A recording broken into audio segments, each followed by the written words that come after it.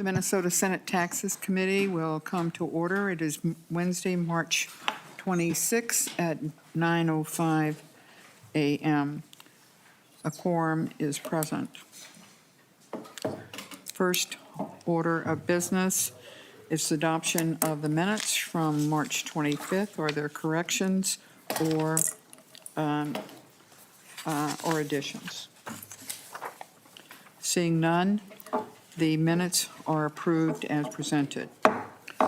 First bill on our agenda is Senate File 2083. Today's agenda is going to be, Senator Xiong, come forward, be back and forth with TIF bills and STEs. So, Senator Xiong, you're starting us off with Oakdale TIF proposal. Right ahead. Thank you, Madam Chair and committee members. I have before you Senate File 2083, City of Oakdale TIF bill. Senate File 2083 is a bill that would amend a session law from 2021 that gave temporary authority to cities to transfer unobligated increment for certain and specific purposes. The City of Oakdale in my district was able to take advantage of this opportunity and has been working diligently towards putting together an exciting project on the west side of Tanner's Lake. Senate File 2083 recognizes the significant challenges and time necessary to pull together components of a technical project like this one. The city is requesting an extension of the deadline of December 31, 2025 to December 31, 2027 to ensure they can complete this exciting project. I would like to turn to my testifier, Mr. John Stark from the City of Oakdale to explain the project in a little bit more detail. Thank you. Good morning, Madam Chair and committee members. Welcome to the committee. Is it Mr. Stark? Yes, ma'am. If you'd please identify yourself for the record. We welcome your testimony. Thank you. I'm John Stark. I'm the Special Projects Manager for the City of Oakdale. Proceed. Thank you. First of all, I'd like to say the City of Oakdale is very appreciative of the efforts to extend the TIF spending resulting from the pandemic. One of the side effects of the pandemic was vastly increased job turnover. Oakdale's entire community development and planning staff turned over in a one-year period due to the pandemic. We got back to work on the Tanner's Lake site in late 2022 and selected a developer in 2023. It's not uncommon for development, especially complex redevelopment, to take 18 to 36 months. The project on Tanner's Lake would include 126 apartment units and 12 townhomes situated on Tanner's Lake with new trails and community amenities along the lake shore. This is a site that Oakdale's been trying to redevelop since prior to the recession of 2008. All approvals for this project have been granted, but we're working through some technical details relating to things like utilities, road alignment, and easements. The current plan and the current hope is to beat the current December 31st, 2025 deadline, but we're seeking this legislation as a margin of error. Otherwise, a 1 week delay at the end of December, just 1 week could render this project as not feasible. This project would not be feasible without the use of tax increment financing. And with that. Are there any questions for Senator Xiong or Mr. Stark? Seeing none, Senator Xiong, do you have any final comment? No, thank you, Madam Chair. Thank you for this hearing, and we hope that you would consider this bill and look forward to seeing it passed. Thank you. Thank you very much. Senate File 2083 is laid over. The next bill is Senate File 2407, Senator Oumou Verbeten.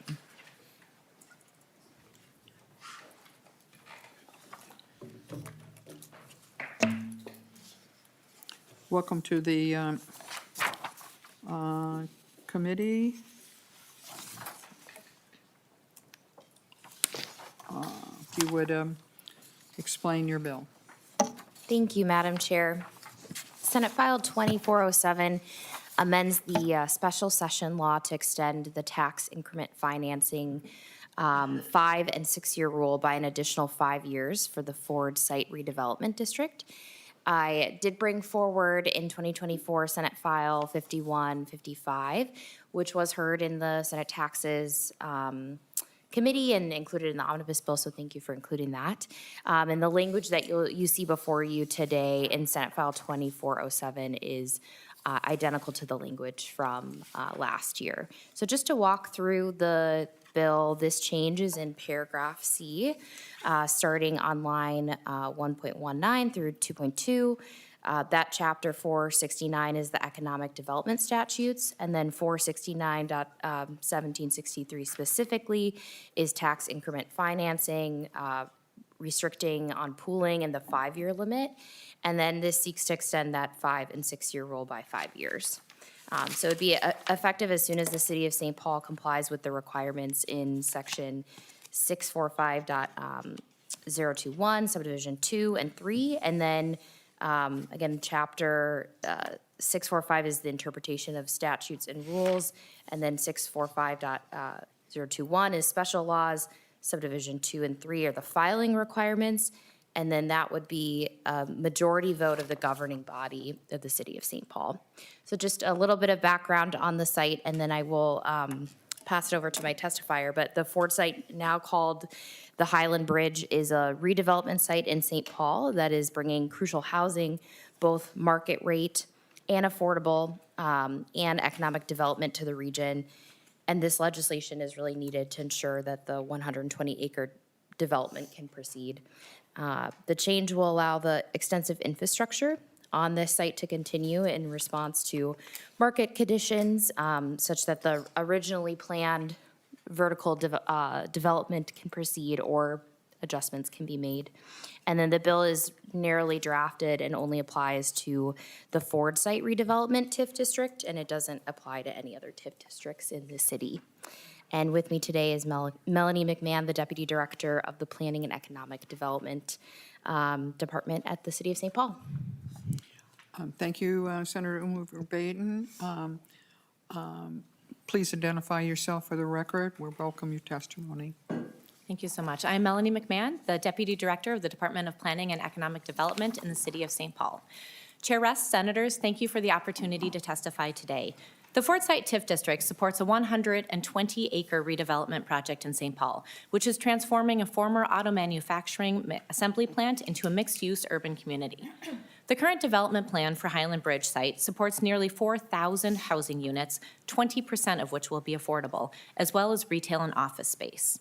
In December of 2019, the City of St. Paul and our Housing and Redevelopment Authority approved a development agreement with Ryan Companies to complete the horizontal development of the site, which includes the site infrastructure such as utilities, stormwater, sewers, and all platted streets for 120 acres.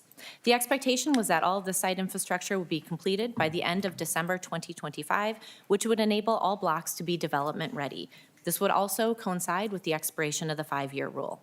And while an extensive portion of the infrastructure has been built, the site will need to be fully built out with the extensive infrastructure on all 120 acres in order to allow for the residential, commercial, and retail construction and vertical development to continue. Infrastructure construction began right before COVID-19 pandemic hit, and combined with the dramatic increases in construction costs, a difficult lending environment, increased interest rates, and other market conditions, the full build-out of the infrastructure has taken longer than expected. This legislation would allow for some of the remaining public infrastructure to be delayed, allowing for either a change in market conditions or an adjustment to be made with the development plans. The legislation being considered before you today, again, would extend the 5-year rule only by an additional 5 years and only for this one TIF district in the city.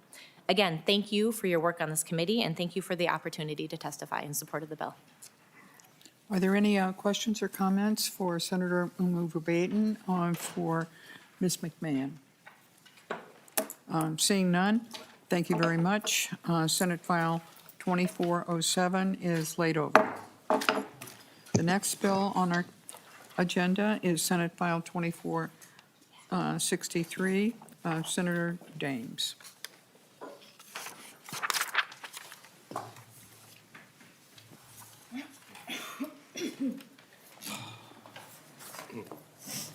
Well, thank you, Madam Chair and members, for your consideration of Bill Senate File 2463. Madam Chair, Senate File 2463, there are rules regarding the transfer of unobligated tax increment financing, TIF increments. This proposal would allow the City of Marshall to spend, loan, or invest transferred increment through December 31st of 2027. And today, Madam Chair, I have two testifiers, and the first testifier is Mayor Bob Burns, and then the second one, Economic Development Authority Director Lauren Deitz. And also, members, there is a handout in your packet. Thank you, Madam Chair. Thank you, Senator Dahms. The mayor, welcome to the committee. If you'd identify yourself for the record. Thank you, Madam Chair. My name is Bob Burns. I serve as mayor of the city of Marshall. Proceed. I'll proceed with a brief testimony. Our request is very similar to the first bill that Yes. the committee heard Noticed that. from the city of Oakdale. Our request is, first off, appreciation of the opportunity to utilize the extension of the unobligated tax increment financing proceeds. That extension would expire at December 31st of this year. Our request is to extend that for 2 years. The reason for that is that the affordable housing project that we are working on still has not had the approval of that. We anticipate and hope for additional time so that we can finalize that approval and achieve the affordable housing project. So our request is the extension of the current extension until December 31st of 2027. I've asked our Economic Development Director to provide a just brief update on what the use would be and what the purpose would be. If it pleases the chair and the members of the committee, I would like to have Lauren Deitz, Economic Development Authority, now provide some additional testimony. Thank you very much, Mayor Burns. Ms. Dutz? Thank you, Madam Chair and committee.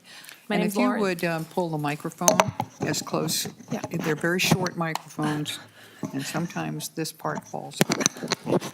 But, and speak as loudly as you can. My name is Lauren Deitz. I'm the Director of Economic Development for the City of Marshall. And as Mayor Burns mentioned, we've been working with an established housing developer, Tapestry Companies, on an affordable housing project. The project is 2 phases. Phase 1 would be a 60-unit affordable apartment complex, and the second phase would be a 65-unit senior housing complex. And with the application to the low-income house tax credit program, the developer plans to have those units at or below 50% of the AMI, which is an extremely important housing unit for our city, as our most recent housing study has shown that we need 75 shallow subsidy and 128 deep subsidy units within our community. For the project, the funds have been allocated towards a street extension, which would help the developer access the site and also help with some utilities needed for the project.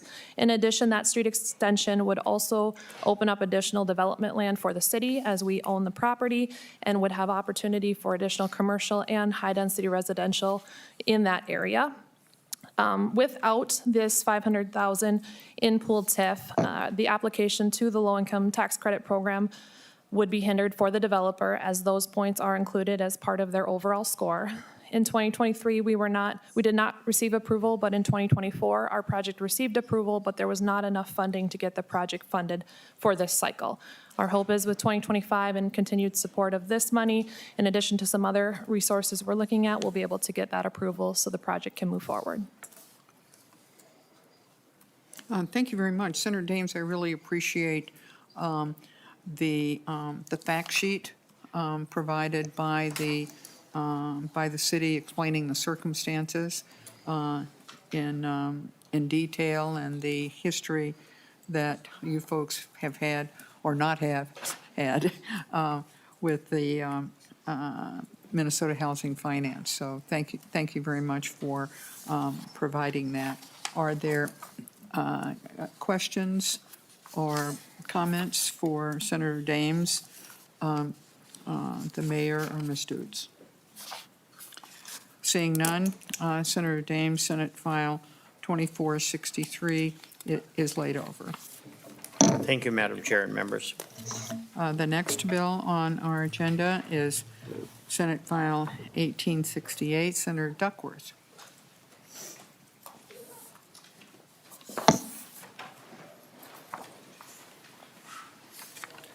Good morning, Madam Chair. Good morning.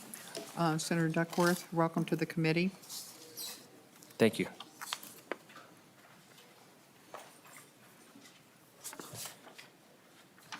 Oh, go ahead. Oh, thank you. I'm just Sorry. trying to be respectful, Madam Chair.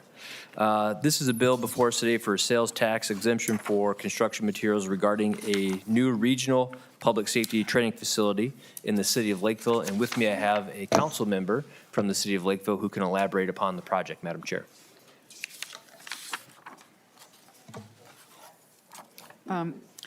Welcome to the committee, Mr. Walter.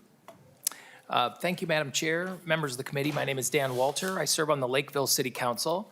It's a pleasure for me to testify in support of Senator Duckworth's Senate File 1868, which provides a sales and use tax exemption for construction materials for Lakeville's new First Responder Skills Training Center, or the FIRST Center. You have a handout in your materials about the facility. The FIRST Center will provide state-of-the-art training for law enforcement and first responders, including immersive, reality-based training enhanced by the latest in AV technology, a two-story training space with flexible wall systems to simulate various commercial and residential environments, a dedicated MATS room for training in defensive tactics, response to resistance, and de-escalation, a tactical target range designed for advanced training, and a standard target range that will also be open to the public. This will be a regional asset serving not only Lakeville, but neighboring communities, counties, and state agencies as well. We've had discussions with Dakota County Technical College and Inver Hills Community College to incorporate the facility into their educational programming.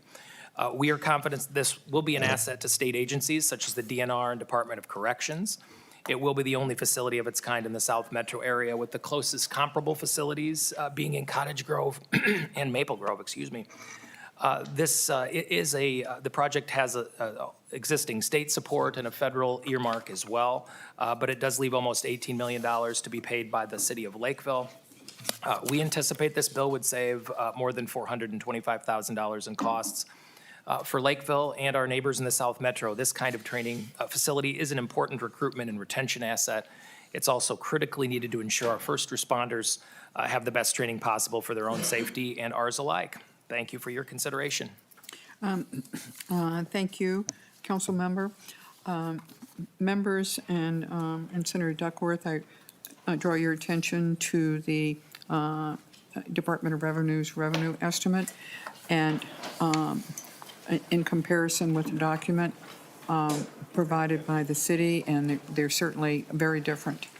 The revenue estimate is based on information that is provided by the city, and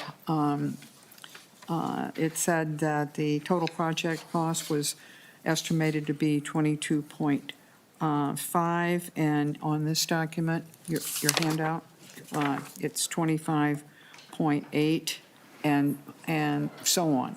And I realize that sometimes these handouts reflect a time before you provided the information to the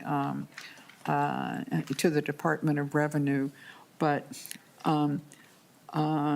we want to be sure of what the ask is here, and the ask is $640,000 as opposed to, I'm assuming the potential savings here on this sheet is 427.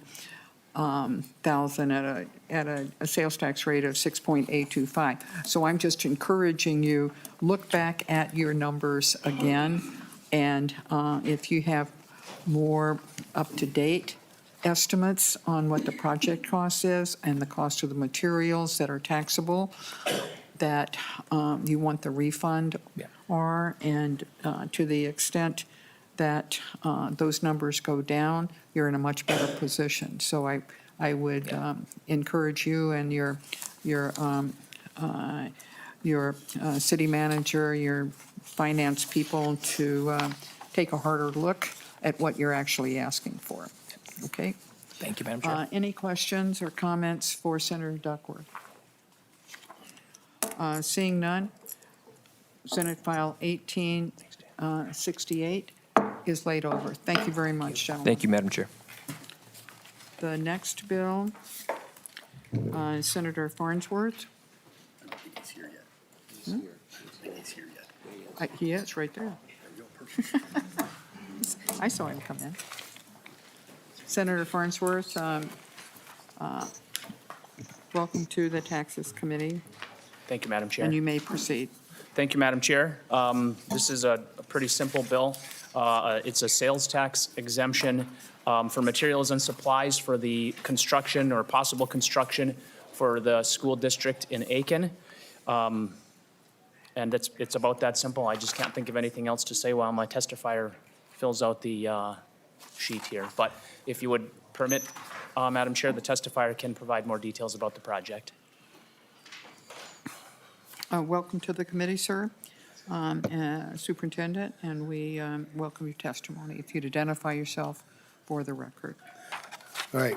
Chair, ask the members of the committee. I'm Dan Stifter. I'm the superintendent of Aitkin Public School District, ISD number 1. I want to thank you for the opportunity to speak with you today. Our district is committed to providing high-quality education that prepares our students for success in life.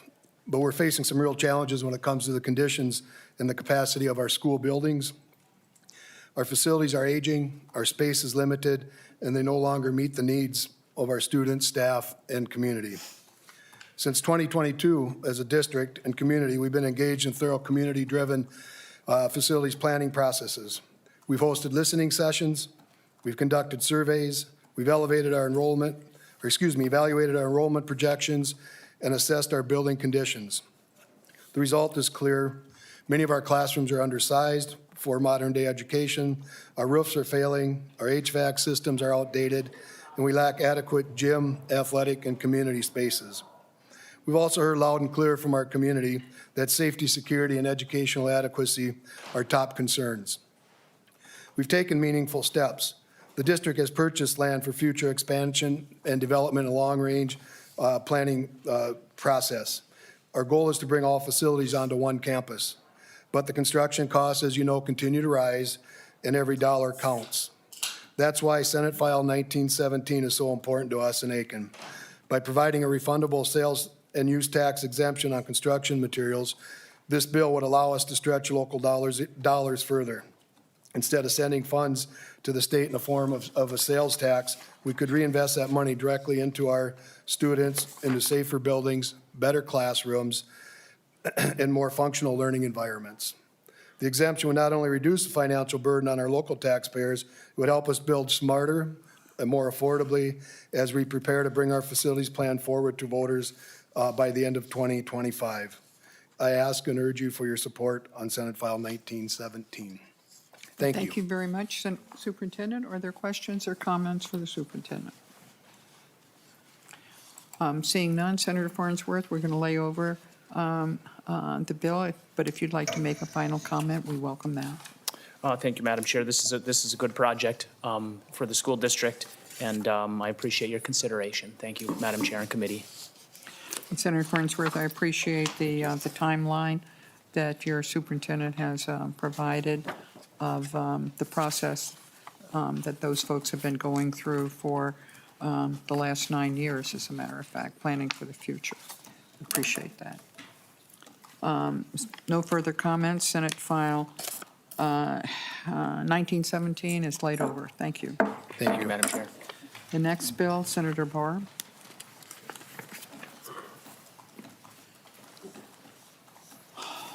welcome to the committee. Senator Bahr brings us Senate File 1918. Senator Bahr.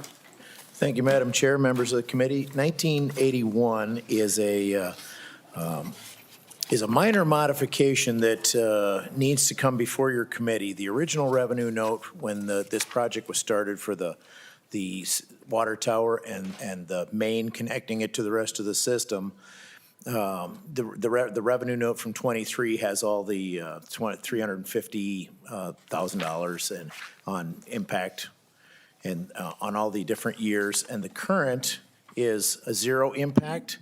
The reason this is before the committee is because we're adding and trunk main water improvements to the language so that they can actually receive their tax refund or sales tax exemption on the water main portion. As of right now, the Department of Revenue has indicated that they will only reimburse the sales tax for the water tower and not the main line to connect it to the rest of the system. Thank you. Mr. Hagan. Good morning, Madam Chair and members of the committee. Thank you again for hearing this. And I'm sorry, you need to Oh, sorry, say Brian your Hagan, name. City Thank you very Administrator for much. Ramsey. Yeah. I'll just do a little bit of brief history on this project. We first approached you in 2023. At that time, we were really looking at this project and planning for it for decades. We assumed this project was going to be right around that $30 to $32 million mark for both the water treatment facility and the trunk water main lines to connect it to our distribution center. When we went to bid the project, the engineer's estimate skyrocketed to about $48 million. At that time, we had about $29 million in cash on hand, ready to go for the project to pay for it in full. Early 2023, we bid the project, and it came in about $39 million for both projects. When we approached this committee and the Capital Investment Committee as well for state bonding, we really sold this project or explained it as a joint project, but we bid them in two separate projects, one construction company for the water facility and one construction company for the water main work. So when the legislation passed originally, it just said water treatment facility. As we explained it, we viewed it as one big project, but at the State Department level, the staffers that are responsible for reimbursing funds, they said the language is not clear enough to allow the water main work. So we are simply asking for language to be added. Like I said, our estimate when we went to bid the project was about $42 million, and the actual bids came in about $39 million for both projects combined. Thank you very much. Are there questions or comments? This bill is essentially a clarification on understanding. In a sense, the sales tax exemption has already been granted based on the costs of the materials for the project, but the language needs to be more specific to indicate that. Am I correct? Correct, Madam Chair. Great, thank you very much. Senate File 1981 will be laid over. Thank you. The next bill, Senator Dornink, Senate File 2378. And there is an amendment.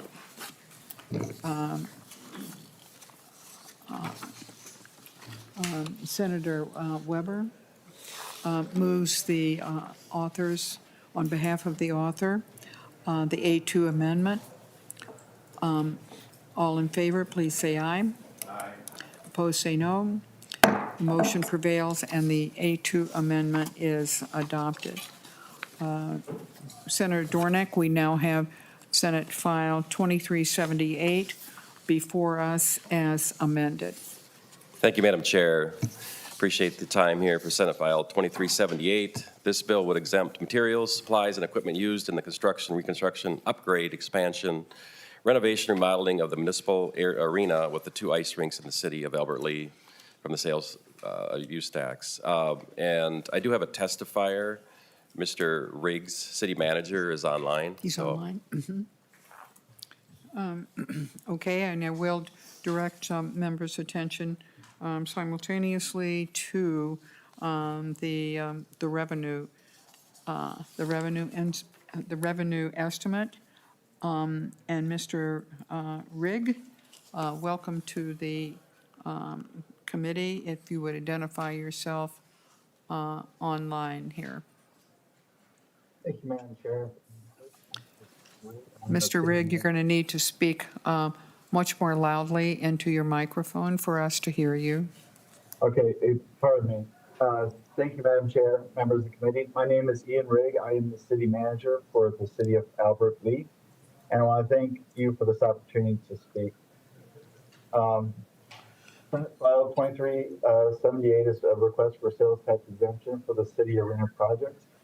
About 2 years ago, we did a number of assessments on a number of our facilities to look for efficiencies, areas of growth or retraction in space, and just general the ability to maintain the facilities.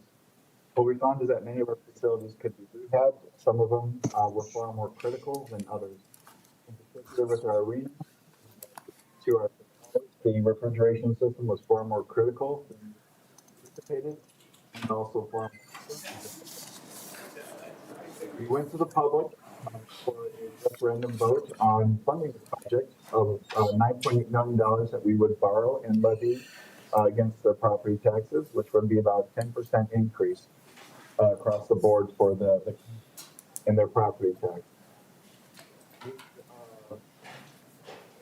The project itself, or the arena itself, brings in probably an estimated $1 million in revenue, or I should, there's an economic activity that is taxed through sales tax, through hotels, restaurants, and some places. It also brings in 50,000 unique visitors to our community.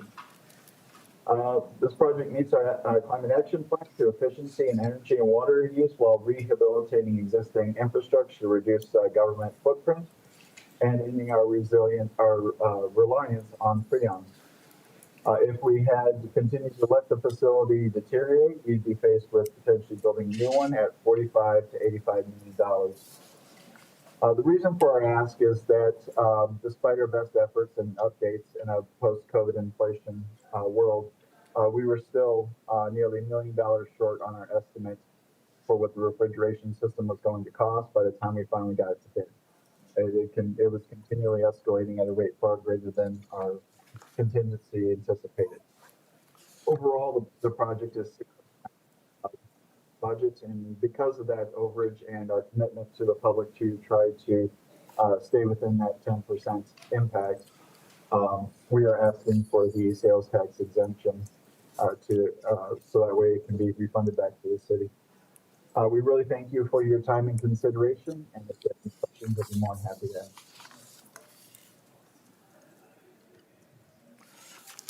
answer. Excuse me.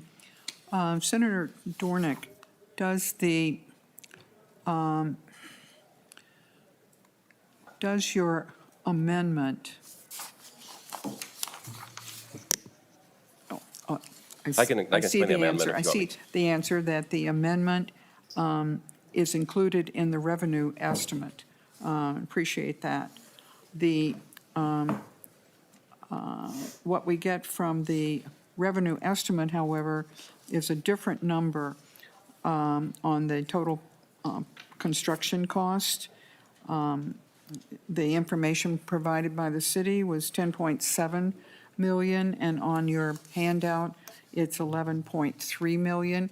Once again, I would encourage your city officials to look back at that number and see if, which one they really want the folks at revenue to be considering. Is it that lower number, which has a total sales tax exemption amount for the refund of $300,000, or is it something other than that? And which number is more accurate? Just to make sure we have the best possible numbers to consider for the exemption. Thank you, Madam Chair. We'll get that number to you. Okay, thank you. And they both may be right, just a time difference of when they were prepared. So please take that into consideration, but we would like verification of it. so that we're dealing with the most accurate numbers. Any discussion or comment on Senate File 2378? Seeing none, Senator Dornink, Senate File 2378 will be laid over Thank you, Madam Chair and members. as amended. Senator Weber. Senator Weber brings us Senate File 158.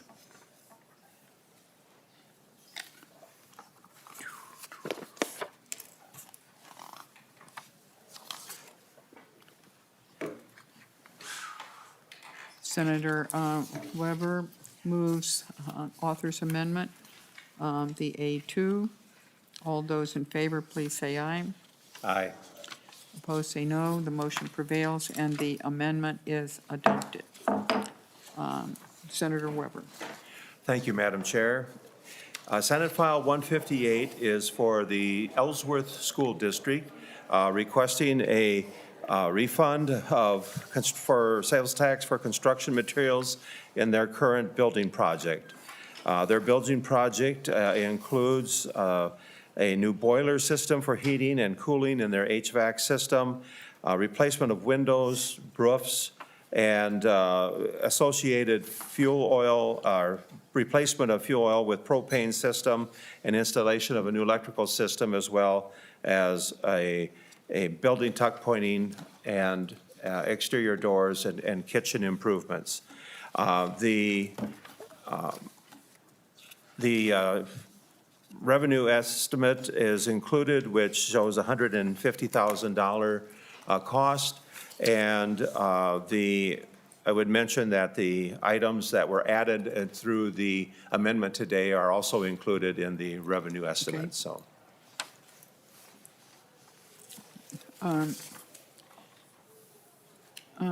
Senator Weber, you have no testifier? No, there are no other That's fine. testifiers. Are there questions about either the amendment or the bill of Senator Weber?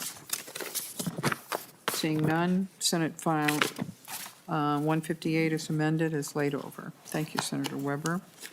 You have the next bill as well.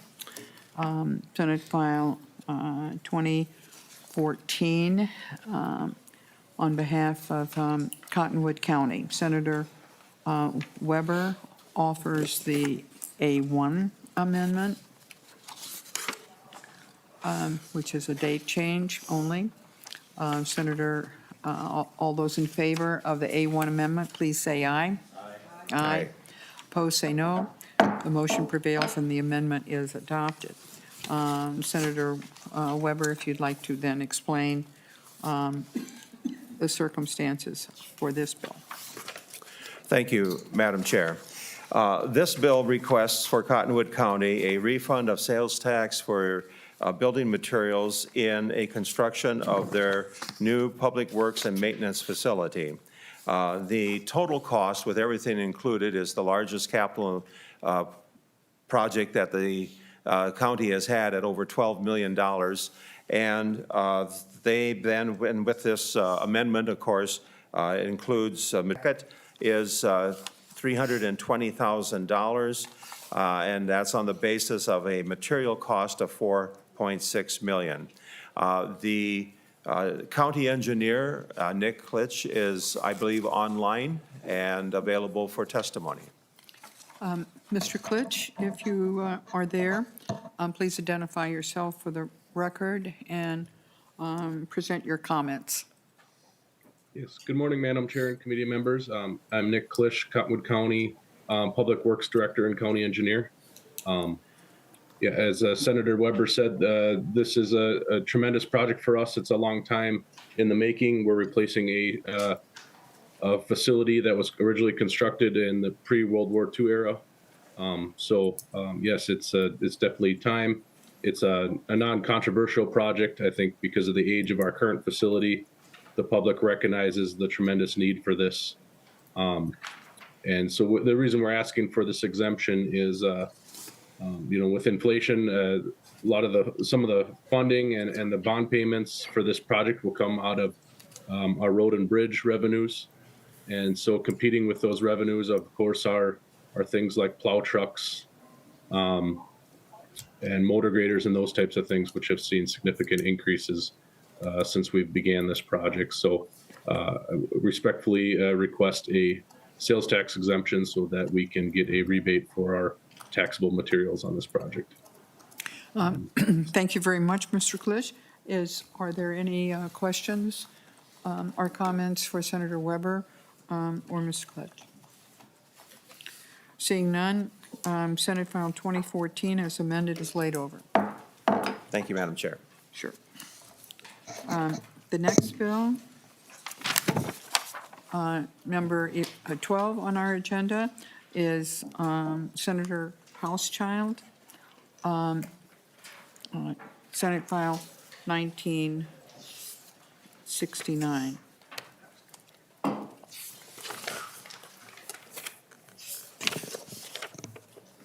Thank you, Madam Chair and members.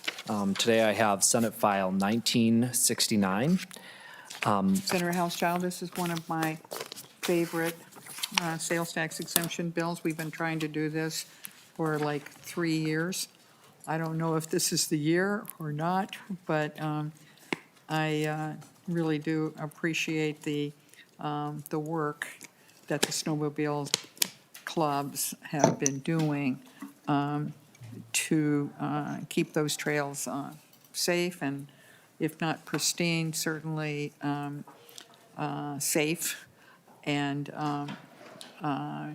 really pleased that you have taken on this bill. Well, thanks, Madam Chair. I certainly appreciate your support, and I know that the clubs do as well. This is a pretty simple bill, as you're aware, as it's been presented before, but it would basically broaden the exemption for snowmobile clubs for, let me just make sure, materials and supplies used in and equipment incorporated into the construction, reconstruction, maintenance, and improvement of state or grant and aid snowmobile trails. Right now, they're able to get exemptions for grooming, machines, attachments, and other associated accessories, but this would just sort of broaden it to the actual trails themselves and many of the additional materials and needs for those construction projects.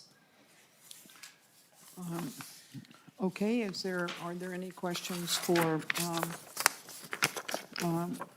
Senator Hauschild or other expressions of support? If not, Senate File 1969 is laid over. Thank you. Senator Nelson has our final bill, Senate File 2049.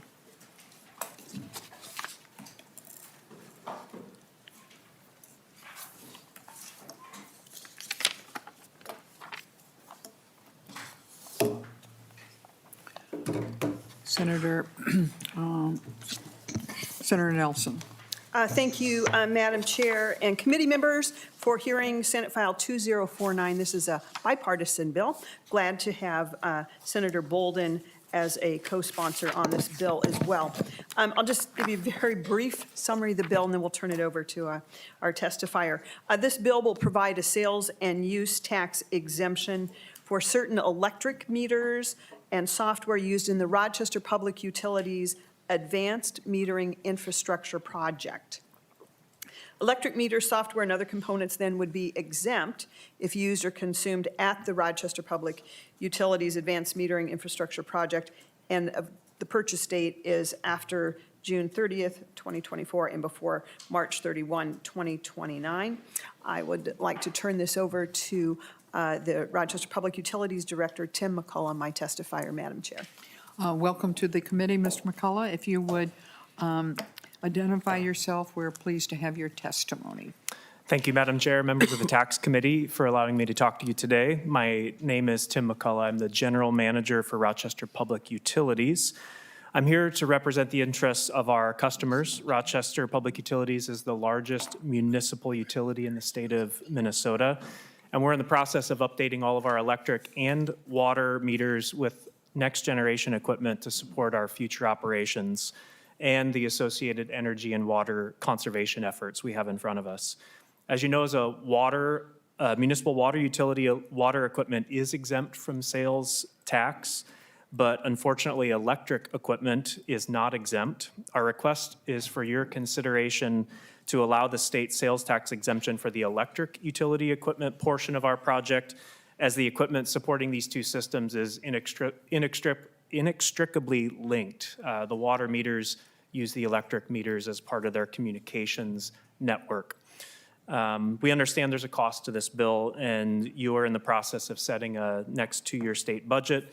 We also know that this committee from both sides of the aisle has worked to support these exemptions and have recognized both the savings to the project costs and the savings to the users who would have to pay the tax when exemptions are granted. We've provided a handout on our project. It's in your materials. Madam Chair, thank you for your time today and for this opportunity to speak with you. We're happy to answer any questions. Are there any questions or comments for Senator Nelson or Mr. McCullough?